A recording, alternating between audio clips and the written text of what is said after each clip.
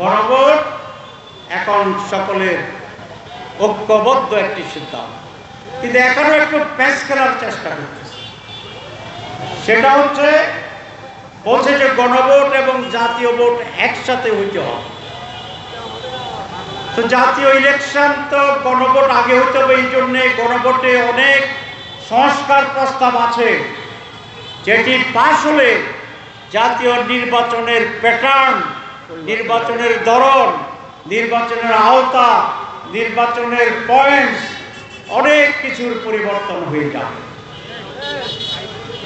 তারা একমত হয়ে জনচাপে জনরোষের ভয়ে গণভোটে একমত হয়ে বাধ্য হইয়া আবার ওইটাকে নিয়ে এখানে প্যাঁচ করার চেষ্টা করছে।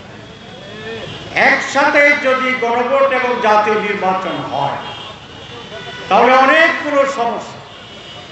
একটা সমস্যা আপনাদের উল্লেখ করি, যেমন আমাদের জুলাই চার্টার যেটা সংস্কার প্যানেল আমরা করেছি, সংস্কারের যে কতগুলো দাবি হচ্ছে, এর ভিতরে একটা হচ্ছে আপার হাউসে পিআর সিস্টেমে নির্বাচন,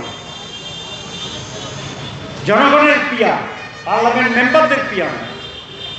জনগণের পিআর মানে হচ্ছে সকল জনগণের ভোটে আপার হাউসের সদস্য নির্ণীত হবে, যে দল যে পার্সেন্টেজ ভোট পাবে সেই দলের সেই পার্সেন্টেজে মেম্বার অফ আপার হাউস নির্বাচিত হিসাবে নির্ধারণ। এখন এটা যদি নির্বাচনের আগে না হয় তাহলে নির্বাচনের আপার হাউসের যে একটা ব্যালট থাকবে, লোকদের নাম থাকবে, সেটা করা সম্ভব নয়।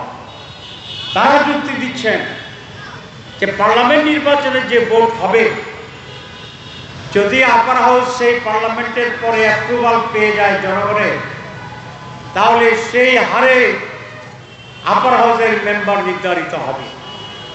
তাহলে ভোট হয়ে যাবে আগে, নির্ধারণ হবে পরে।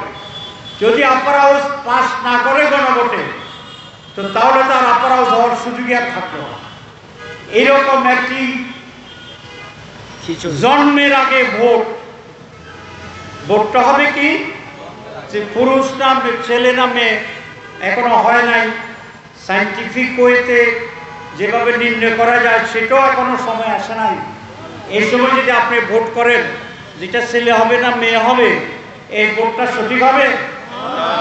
এটা তো গণকের ভোট হবে।